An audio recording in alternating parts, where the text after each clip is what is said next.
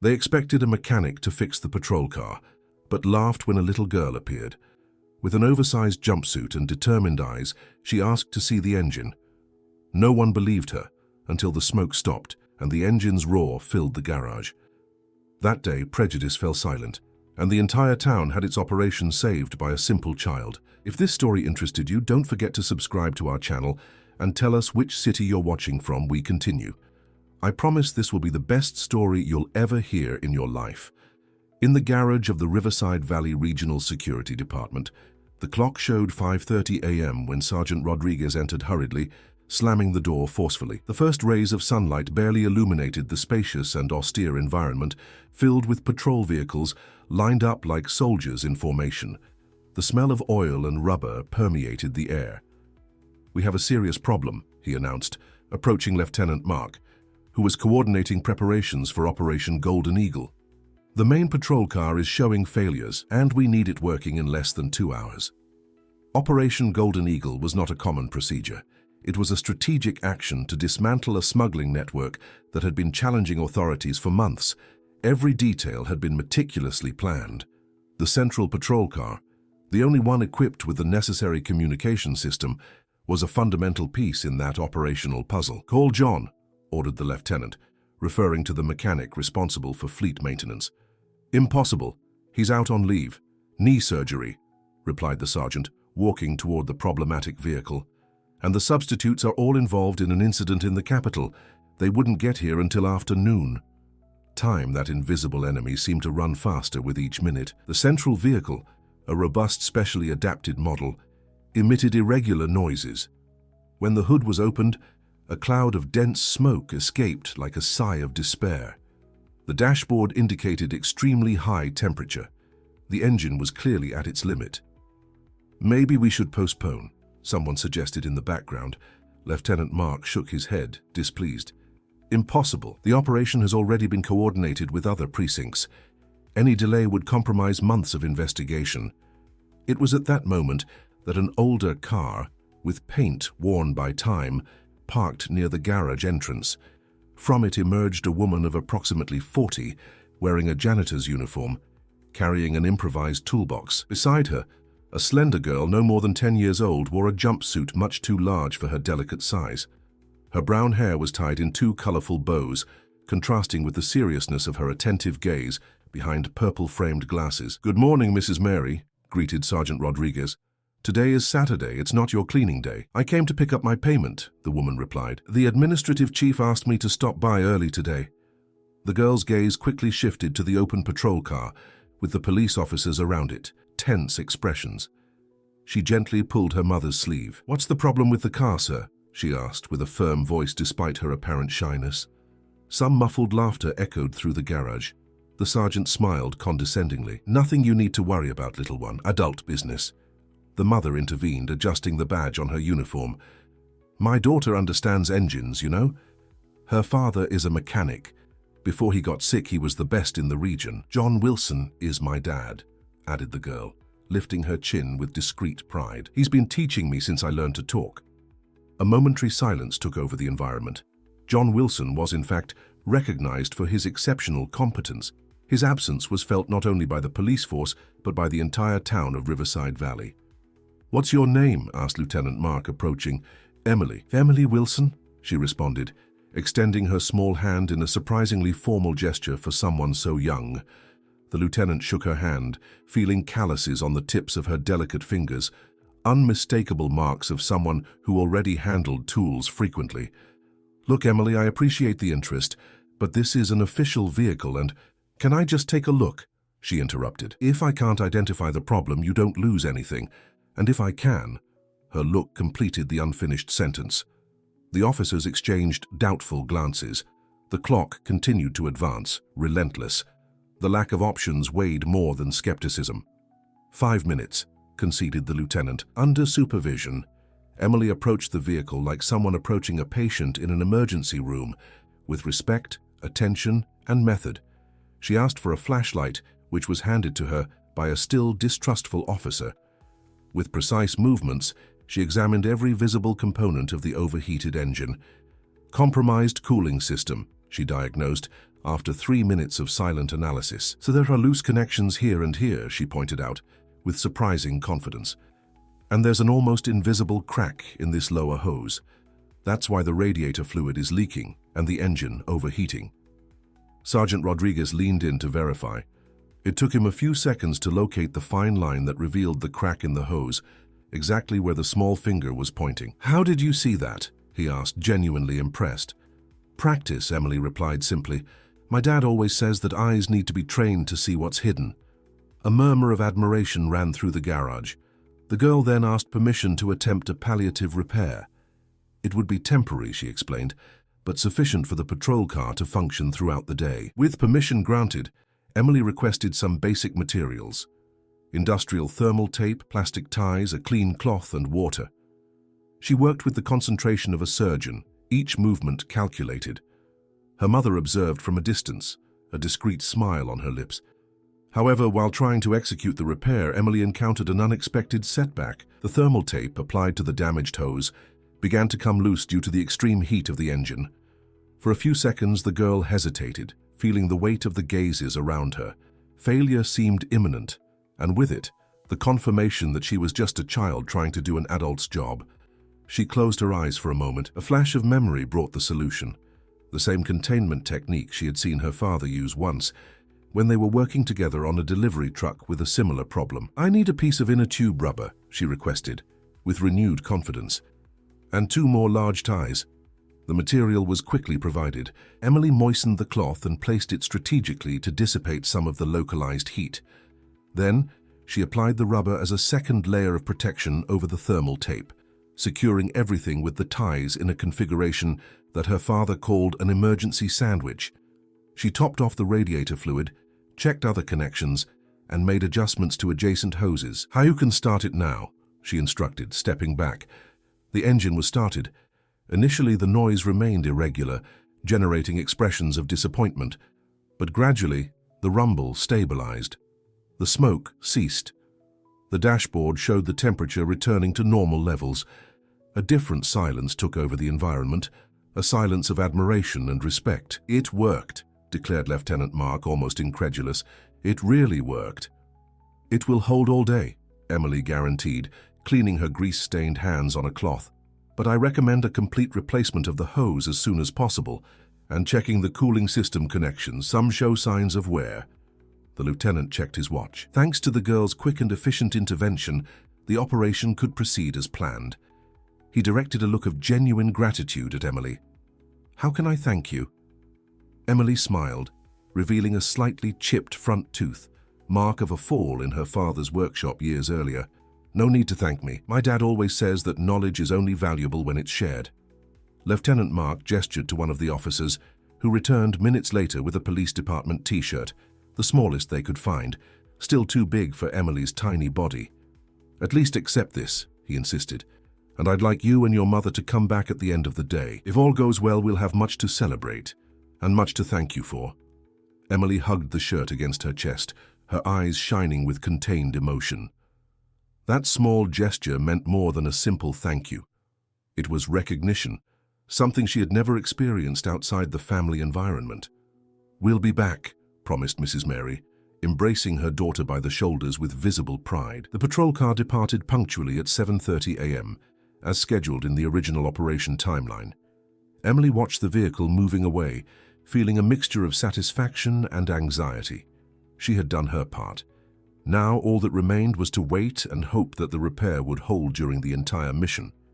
During the following hours, Emily could barely contain her anxiety. At home, she tried to distract herself with mechanics books, gifts from her father over the years, but her thoughts constantly returned to the police garage. Was the operation going well? Had the repair held? Were the officers safe? John Wilson, her father, noticed his daughter's restlessness. Sitting in the living room armchair with his leg extended due to the recent surgery, he called her near. "What's happening, little engineer? You're as jittery as an engine with ignition problems." Emily smiled at the analogy and told him about the repair she had made to the police vehicle.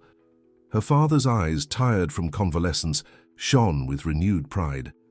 "Use the emergency sandwich?" he asked, referring to the technique they had practiced together.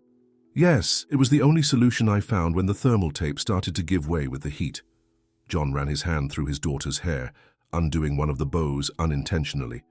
That's my girl, always finding solutions where others only see problems. In the late afternoon, as arranged, Emily and her mother returned to the precinct. Mrs. Mary, who had exchanged her janitor uniform for a simple dress, held her daughter's hand tightly as they crossed the parking lot. Emily, in turn, proudly wore the police department t-shirt, adjusted by her mother with a few strategic stitches to fit better.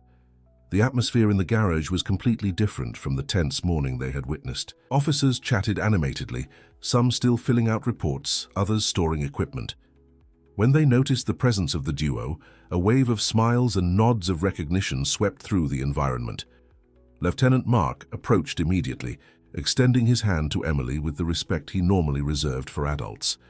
"Our heroine," he exclaimed with genuine admiration. The repair held perfectly. The patrol car worked flawlessly throughout the operation. "So everything went well?" asked Emily, relieved. "Better than well," replied the lieutenant, leading them to an adjacent room where some officers gathered around a table with coffee and cookies. Operation Golden Eagle was a complete success. We managed to dismantle a smuggling network that had been operating for months. We recovered merchandise, important documents, everything. Emily listened attentively, her watchful eyes capturing every detail of the officer's excited narrative.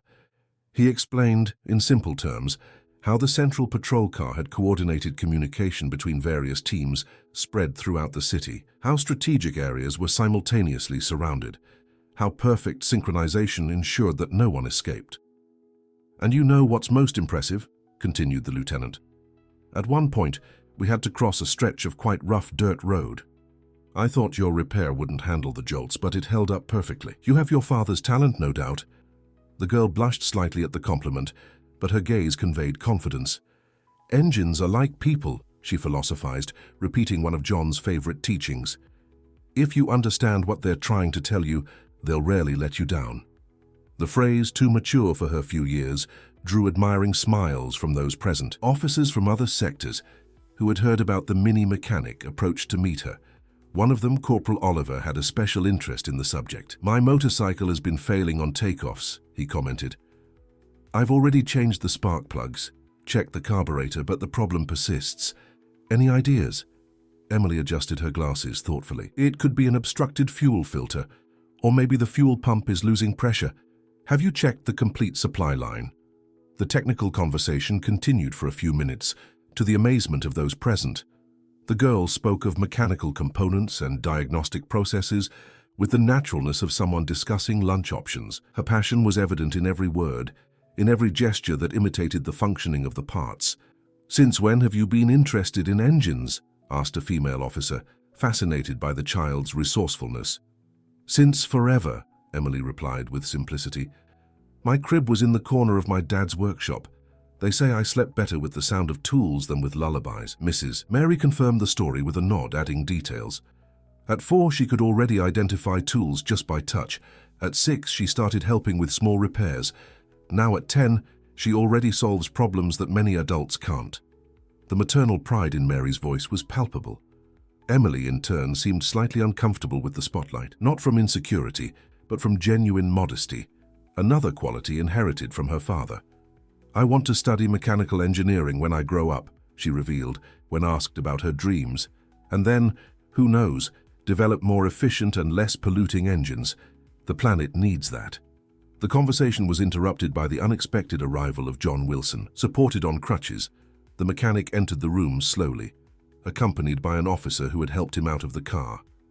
Emily ran to hug him, surprised and emotional. "Dad, what are you doing here? You should be resting," and missed the chance to see my daughter shine. "No way," replied John, kissing the top of the girl's head. "Your mother called me and told me everything. I needed to see it with my own eyes."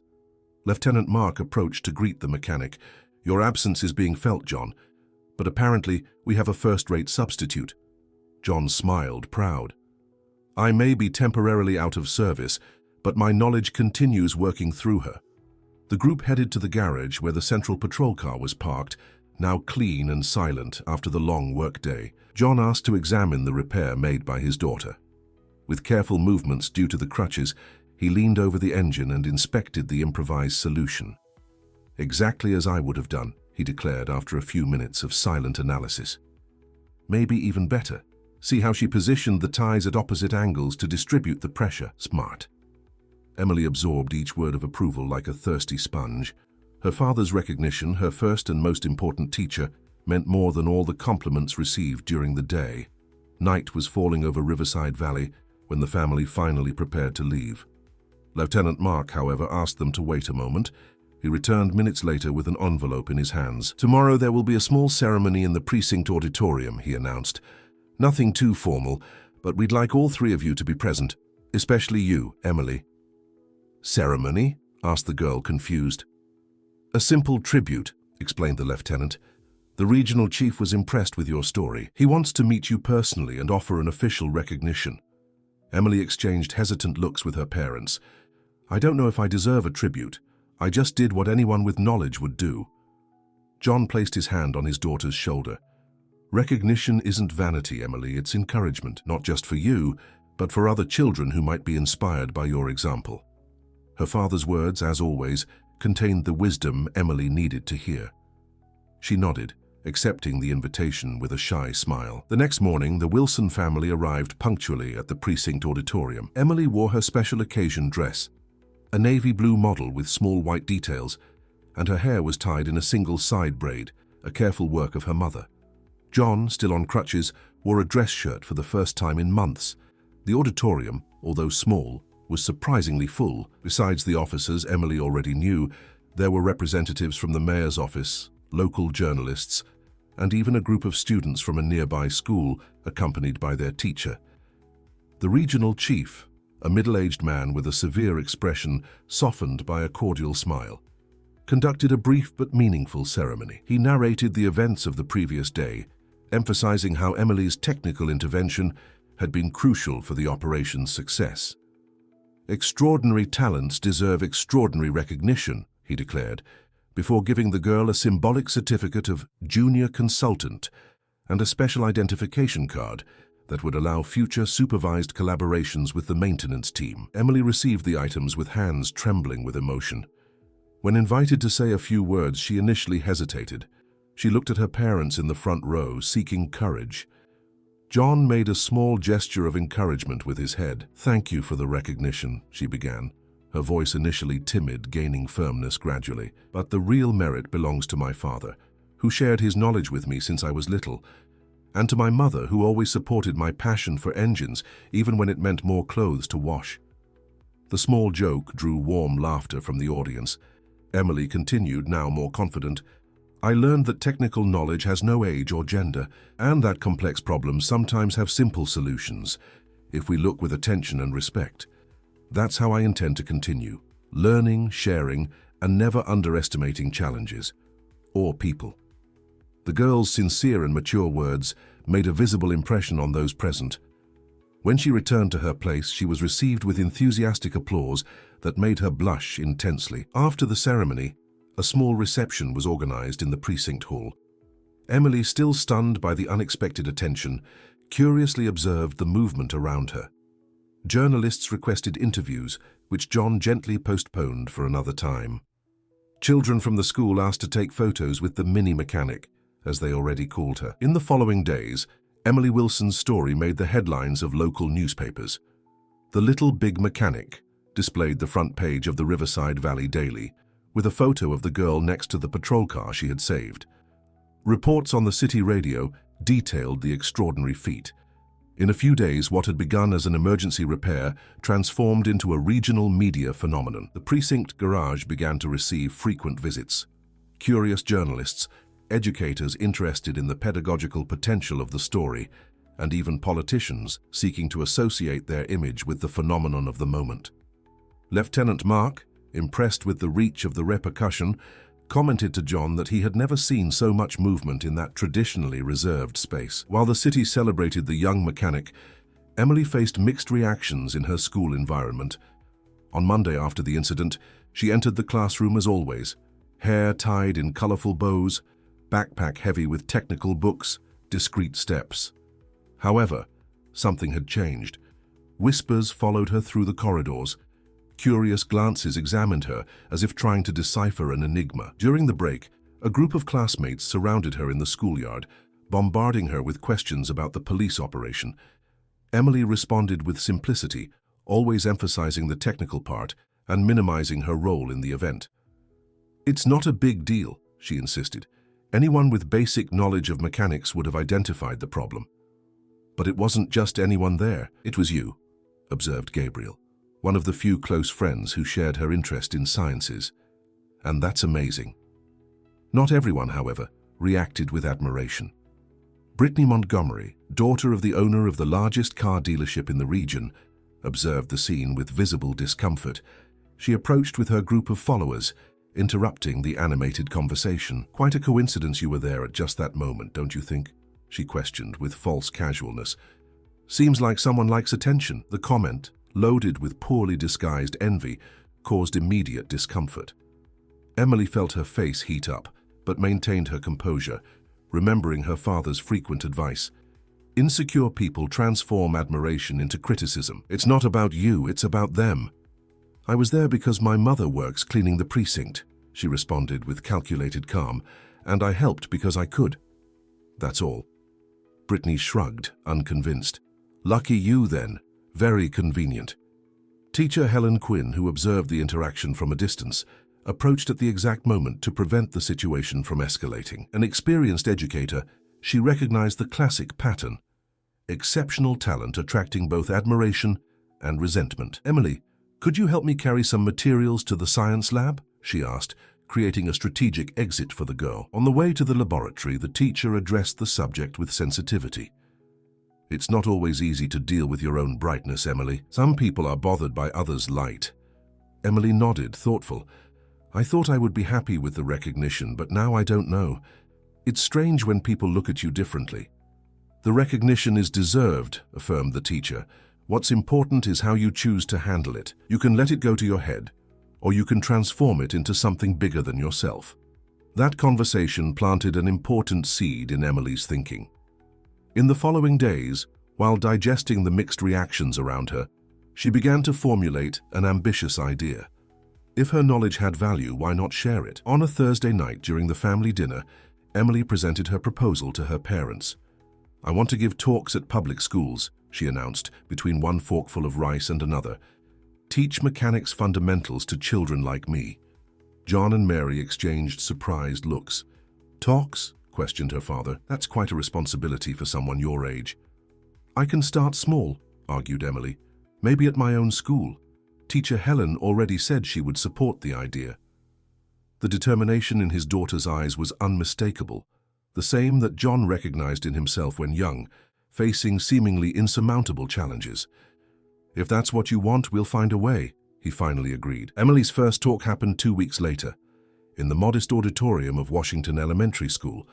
With the enthusiastic support of Teacher Helen and the comforting presence of her father in the front row, the girl shared basic mechanics concepts in an accessible and fun way for an audience of children between 9 and 12 years old. She used creative analogies, compared the engine cooling system to the human circulatory system, transformed the combustion process into a story of energy transformation with imaginary characters. She brought small and safe parts for practical demonstrations, allowing colleagues to touch, feel the weight, understand the function.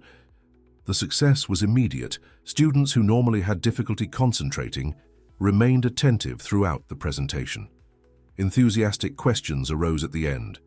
Even Brittany, who had attended more out of curiosity than interest, showed surprise at the colleagues' efficient teaching method. The event generated new opportunities. Other schools in the region expressed interest. The regional education coordinator, present at the inaugural talk, proposed the creation of a pilot project for technological initiation in municipal schools, with Emily as a junior consultant. In parallel, the girl developed another, even more personal project, transforming an idle space at the back of her father's workshop into a small basic mechanics school for neighborhood children. Without official sponsorship, she relied only on reusable parts and tools donated by mechanic friends of John. On Saturdays, the place came to life. Children of different ages, mostly from low-income families, gathered to learn technical concepts through practical activities. Emily taught with patience and contagious enthusiasm, transforming complex terms into accessible language. On one of these Saturdays, a new student arrived. Ryan, a 12-year-old boy exceptionally shy. Son of a single mother who worked as a cleaner at the city mall, he rarely spoke or interacted with others. He observed everything from a distance, with an attentive but evasive look. Emily noticed the boy's discomfort, and instead of forcing his participation, simply left tools and parts within his reach, allowing him to approach at his own pace. The strategy worked. By the end of the second class, Ryan was already manipulating components with remarkable skill. In the third week, Emily proposed a challenge to the group: fix a damaged alternator. She explained the basic functioning, the possible failure points, the diagnostic techniques. She divided the children into pairs, but Ryan remained alone, by his own choice. To everyone's surprise, it was precisely the withdrawn boy who first identified the problem: a worn brush that prevented proper current conduction. With surprising precision, he performed the part replacement and tested the functioning. When the alternator began working perfectly again, a different glow illuminated the usually melancholic eyes of the boy. Emily recognized that expression. It was exactly how she felt when solving complex mechanical problems. "How did you know it was the brush?" she asked, genuinely curious. Ryan, normally economical with words, surprised everyone with a detailed technical explanation, mentioning details that not even Emily had addressed in class. "My uncle was an electrician," he revealed, almost in a whisper. "Before he left, he taught me a few things." Emily felt an immediate connection with that story. She too had learned from an adult who had believed in her potential, who had seen beyond age and apparent limitations. "You have natural talent," she praised with sincerity. "Would you like to be my assistant in the next classes? We could form a duo and—" She couldn't finish the sentence. Ryan, breaking the usual barrier of distance, hugged her impulsively. It was a brief gesture, almost frightened, as if he himself was surprised by his own action. He moved away quickly, embarrassed, but the shy smile remained. In that moment, Emily understood the true value of what she was building. It wasn't just about engines, parts, or technical principles. It was about transformation, belonging, discovery of dormant potentials. 2 years passed. Emily, now 12 years old, had grown a few inches, although she remained small for her age. The colorful bows in her hair gave way to a practical ponytail, more suitable for constant work with tools. The purple-framed glasses were replaced by a more discreet model, reflecting a growing maturity. During this period, she had participated in other technical occurrences with the police force, always under rigorous supervision. In one of them, faced with an electrical failure in a communication system during a public event, she identified a problem that had escaped adult technicians: a silent short circuit caused by a corroded wire and a poorly dimensioned fuse. The precise and quick correction ensured the safety of hundreds of people. This time no one questioned her ability or doubted her instructions.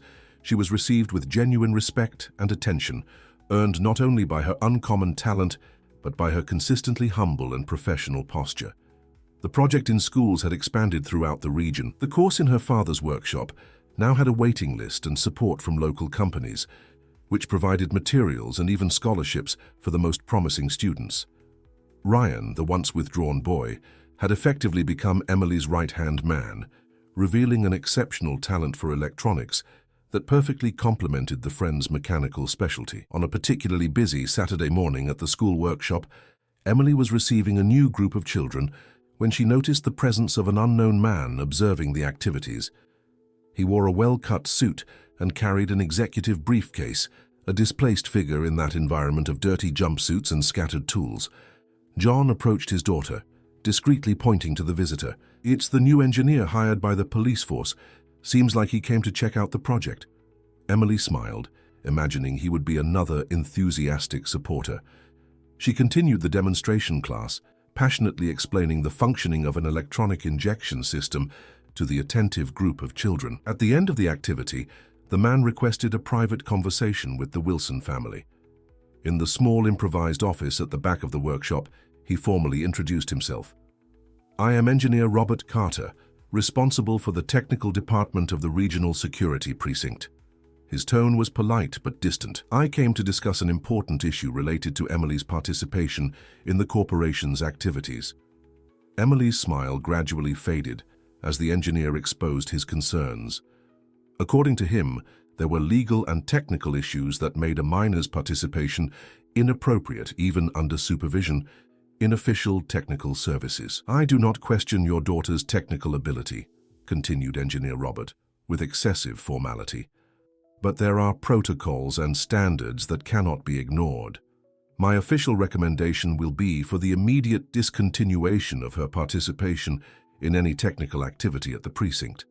A heavy silence filled the small office. John, now recovered from surgery and back to work, interlaced his fingers on the improvised desk, visibly controlling his frustration. "I understand your concern with the standards, engineer," he responded, measuring each word. "But I also understand that exceptions can be made when common sense so indicates. My daughter saved an important operation when no one else could."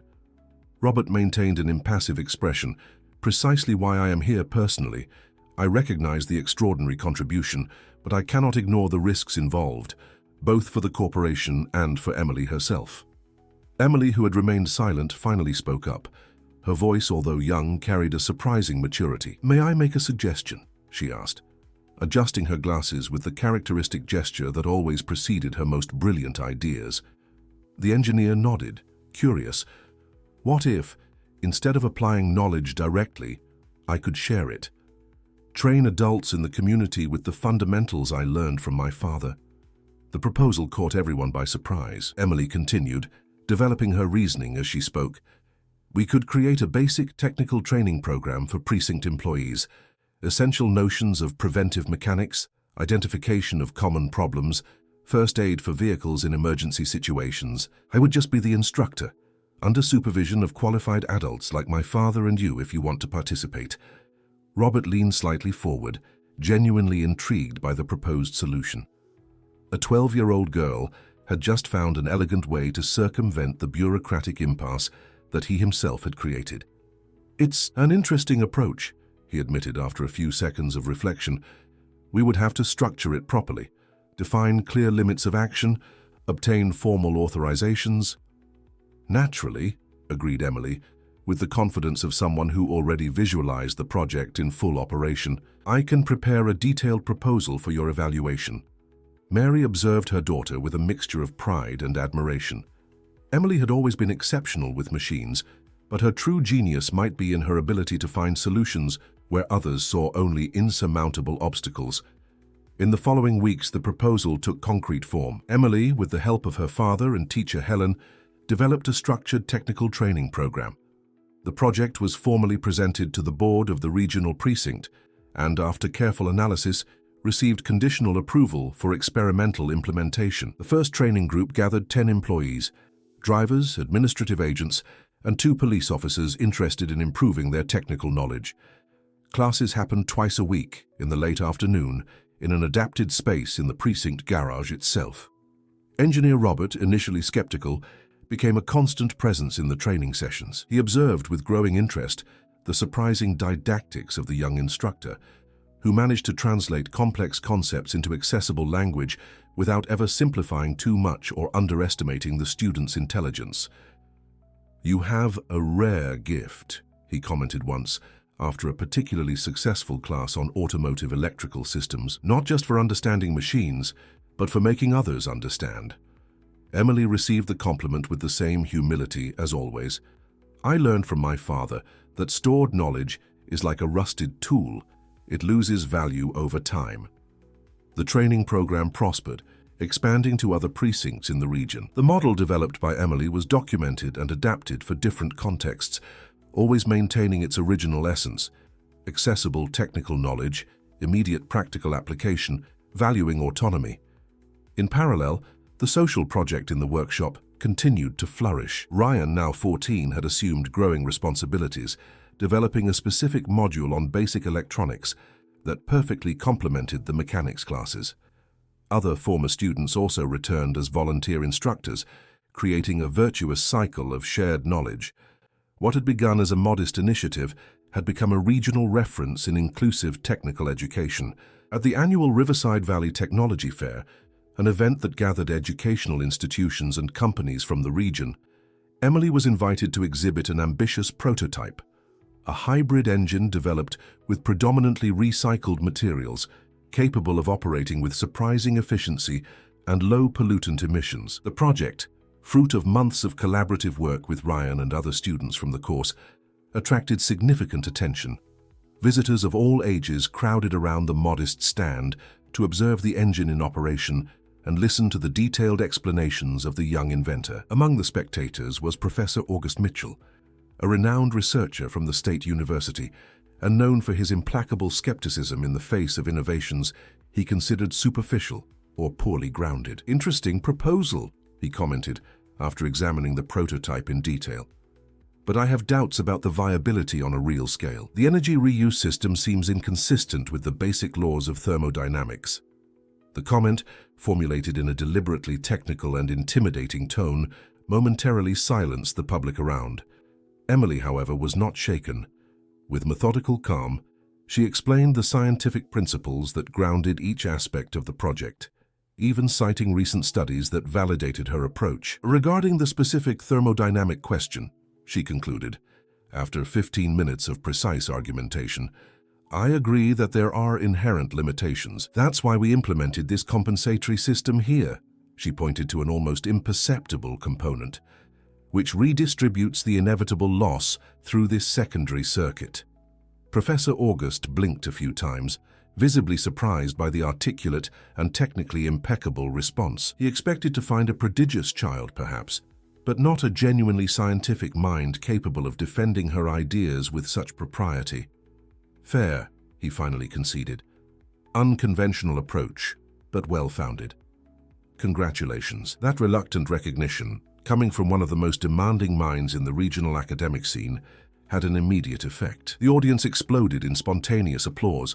Journalists present eagerly recorded the moment that would certainly make the headlines the next day. Emily, however, remained focused only on the technical merit of the approval. What really mattered was the validation of the concept, the confirmation that she was on the right track.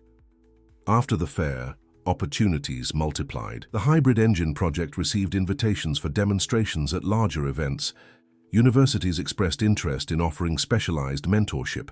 Local companies proposed sponsorship for developing improved prototypes. Amid all this recognition, Emily maintained the routine she considered essential: waking up early, helping in her father's workshop before school, teaching at the social project on Saturdays, studying at night. The growing fame never affected her commitment to the fundamentals that had brought her there: solid knowledge, consistent work, genuine humility. One Sunday morning, while walking with her father through the simple neighborhood where they lived, Emily noticed a subtle change in the way she was received. Shopkeepers waved respectfully. Small children pointed and whispered with admiration. Elderly people greeted her by name even without knowing her personally. "Strange, isn't it?" commented John, noticing his daughter's discomfort. "Being recognized?" Emily nodded, thoughtful. 2 years ago, no one believed I could fix an engine. Now they seem to think I can fix the world." John laughed at the insightful observation. "Recognition is like a tool, daughter. It can build or destroy depending on how you use it." "I try not to think about it too much," confessed Emily. "I prefer to focus on the real work, the projects, the children in the course. That's why recognition continues to grow," observed her father with quiet wisdom, "because it was never your goal." That afternoon, Emily received an unexpected visit at home: Brittany Montgomery, the same classmate who years before had questioned her motivations with comments loaded with envy. The initially tense encounter transformed into a sincere conversation. Brittany admitted the past resentment and expressed admiration for the way Emily had used her talent to benefit the community. More surprisingly, she asked to participate in the social project as a volunteer, offering help with administrative aspects. "I'll never understand engines like you," acknowledged Brittany with unprecedented honesty. "But I understand organization, planning, promotion. Maybe we can form a good team." That unexpected reconciliation represented, for Emily, the realization of a broader transformation. Her trajectory, which had begun with distrust and muffled laughter, now inspired bridges between traditionally separated worlds: the technical and the administrative, the practical and the theoretical, the individual and the collective. 6 months later, a special ceremony was organized in the central square of Riverside Valley. The social project of technical education, now officially named Workshop of Futures, celebrated the graduation of the 10th class and the inauguration of its own headquarters, built with support from local companies and the mayor's office. On the improvised stage, Emily shared space with Ryan, Brittany, and other young people who had become fundamental pillars of the initiative. At her side, proud, John and Mary observed their daughter with teary eyes. When I began teaching mechanics to other children, Emily addressed a crowd that gathered practically the entire town. I thought I was just sharing technical knowledge. Today I understand that we were building something much greater, a space where different talents meet, where limitations are challenged, where the impossible becomes possible every day. From the front row, Lieutenant Mark, now captain, applauded enthusiastically. Beside him, Engineer Robert smiled discreetly, recognizing the involuntary role he had played in creating an obstacle that, once overcome, had further strengthened the project. This headquarters is not just a building, continued Emily, pointing to the simple but functional construction behind her. It's the materialization of an idea that began under a hood, with small hands trying to fix something broken. It's proof that we can build bridges where others see only abysses.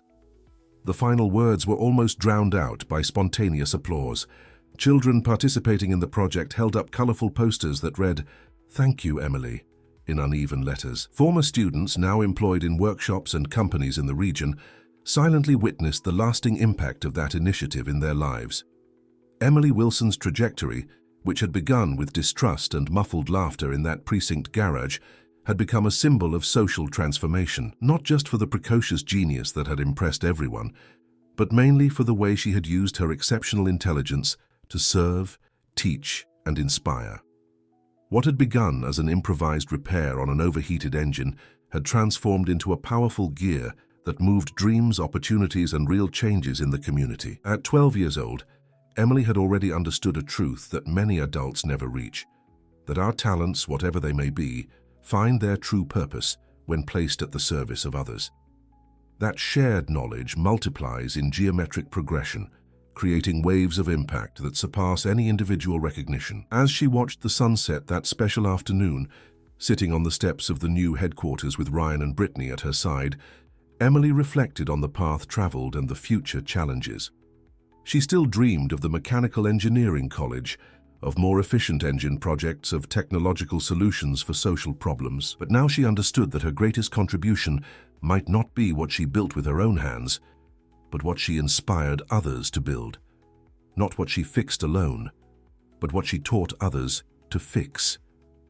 In her heart, she kept the certainty that the true engine of transformation was not made of metal and fuel, but of shared knowledge, created opportunities, awakened potentials. An engine that once activated would never extinguish.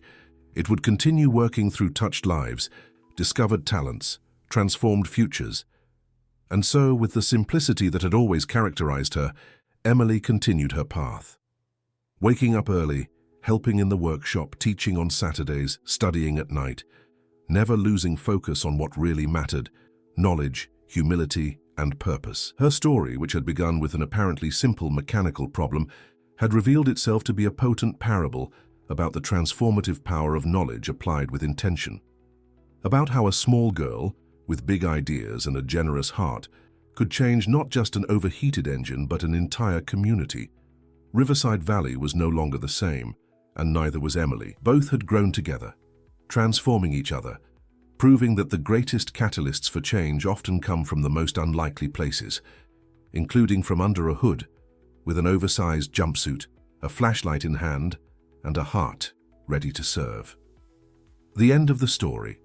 Dear listeners, we hope that Emily Wilson's inspiring journey has touched your hearts. To continue this journey of emotions, we've prepared a special playlist with equally captivating stories. Find it here, clicking on the left.